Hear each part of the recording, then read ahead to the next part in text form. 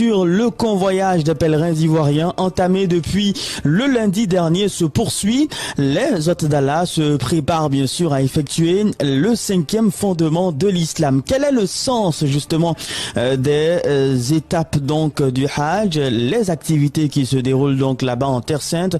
On en parle ce matin avec comme invité l'imam Amadou Dosso. Il officie à la mosquée des cités ATCI, c'est à Cocody. Imam, salam alaikum wa rahmatullah. Merci infiniment d'avoir accepté notre invitation. C'est un plaisir de vous recevoir. Avec vous, nous aurons l'occasion en tout cas de savoir déjà quels sont les rites de ce 5e pilier de l'islam et surtout que doit-on comprendre à travers justement ces rites qui sont effectués par l'ensemble des candidats, l'ensemble des pèlerins qui se retrouvent donc en Terre Sainte, venus de toutes les contrées du monde. Les matins d'Al-Bayan avec vous. Ce matin, El Hadj Kanate Kassoum, salam alaikum wa rahmatullah. Wa alaikum salam wa rahmatullahi wa barakatuh, Abdelaziz Diallo. Vous allez bien, j'espère. Alhamdulillah, c'est toujours un plaisir de vous recevoir. Juste à côté de vous, l'imam des policiers. l'imam des policiers, voilà. L'imam salam alaikum wa rahmatullah. Wa alaikum salam wa rahmatullahi wa barakatuh. Vous allez bien, j'espère. Alhamdulillah. D'accord. Et vos fidèles? Ils vont bien, ils vont très bien. Avec vous, nous aurons l'occasion bien sûr de commenter également l'actualité avec des faits majeurs ce week-end déjà du côté de l'Arabie Saoudite où les premiers pèlerins arrivés sont donc de la Mecque et un accueil chaleureux leur a été d'ailleurs réservé. On a entendu ce matin le reportage de nos envoyés spéciaux en Terre Sainte.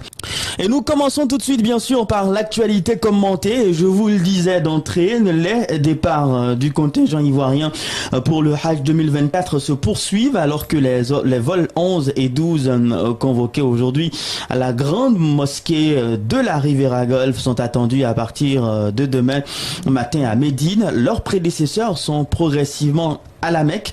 Après le séjour donc de 3 jours dans la 2e ville sainte de l'islam, les hôtes d'Allah ont visité plusieurs sites historiques et sacrés de l'islam.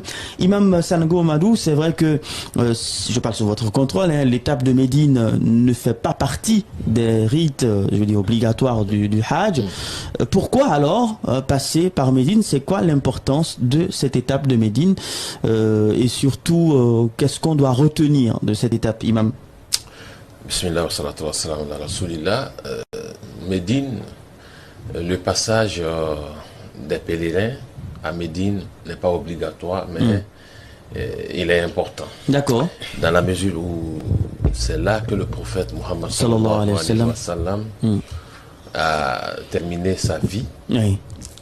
Et c'est là-bas que l'islam, voilà, qui est au sein de la mosquée, où le prophète dit sallallahu alayhi wa sallam, ma bayna bayti wa minbari rawdatun min riyadil jannah. Et dit entre ma maison et mon minbar, où je me tiens il se tient pour le sermon, voilà, qu'il y a un jardin du paradis. Tout à fait. Donc il y a aussi la mosquée Quba, Masjid Qiblatain, la mosquée Quba, où le prophète sallallahu alayhi wa sallam dit que celui qui fait ses ablutions et s'y rend pour faire 2 rakats, il aura les mérites d'une umrah. Il y a aussi la mosquée Al-Qiblatain, la mosquée aux 2 directions, où la direction du prophète sallallahu alayhi wa sallam, au cours d'une prière, a reçu la révélation de changer la direction de la Qibla de Jérusalem vers la Kaaba. Il y a aussi les martyrs de Uhud. Ce sont des symboles. Et c'est pour cela que le prophète n'a cessé de nous enseigner les mérites de Médine. Il dit que celui qui souhaite être rappelé à Allah subhanahu wa ta'ala à Médine, qu'il le souhaite cela ardemment. Que parce que Médine est importante. D'accord. Médine est une ville sainte.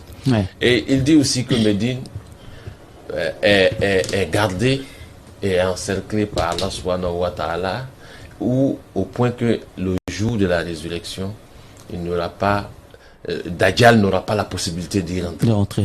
Plein de mérites.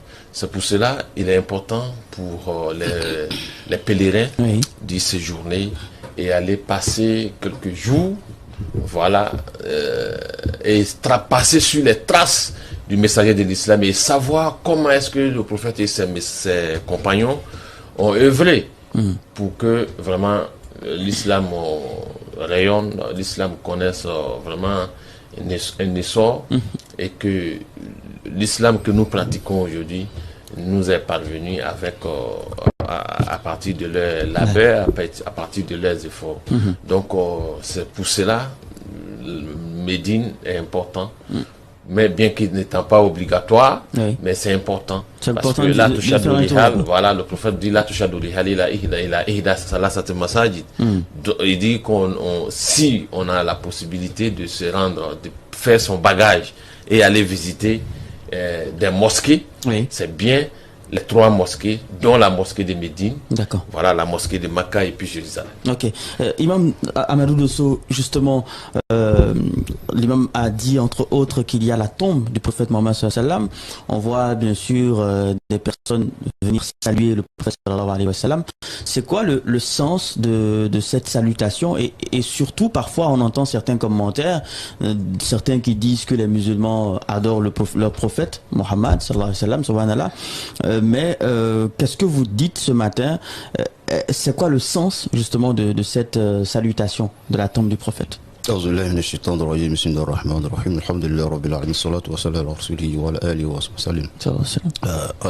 merci pour cette question. Je vous en prie. Merci aussi l'imam Sanogo. Bon, d'ailleurs que vous appelez l'imam des policiers. Oui, c'est ça. Mais est-ce qu'il y a quelqu'un qui met de l'ordre que les policiers? Non, pas du tout. C'est de bonne guerre, je veux dire, quand je dis... Donc c'est l'imam qui sait mettre de l'ordre.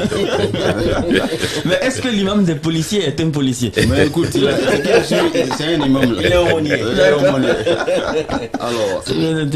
Alors, effectivement, il y a les symboles, il y a les rites, mais il y a la signification des rites. C'est la signification des rites qui t'amène à comprendre la profondeur de ce que toi-même tu es en train de faire, la profondeur spirituelle de ce que tu fais. Alors, tu as adhéré à une religion dont on va dire le fondateur, dont le missionnaire ne te connaît pas. Alors, tu te rends dans sa ville juste pour aller chanter à lui. Le messager nous a dit dans le hadith, il dit que lorsque vous priez sur moi, Dieu me ramène mon âme pour que je réponde à la salutation de ceux qui prient sur moi. Tu vois. Alors, donc, tu pries sur lui, c'est vrai, mais là, tu vas te présenter à lui. Et quand tu te présentes à quelqu'un qui a la faveur d'intercéder, quel est l'avantage? Si demain tu viens, tu dis c'est moi, c'est vrai, je te reconnais. Donc, il est venu en 2023. Il est venu me saluer. C'est ça.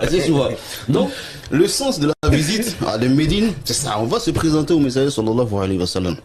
Et c'est pour cela, lorsque tu vas à Médine, le cadeau que tu peux offrir au messager, parce que tu viens avec un présent, c'est un grand, tu viens donner un présent. Le cadeau qu'un pèlerin peut offrir au messager sallallahu alayhi wa sallam, c'est de passer à faire la salat sur lui pendant tout son séjour à Médine. D'accord. Voilà. C'est-à-dire que quand il vient à la mosquée, son programme spirituel là, doit être important.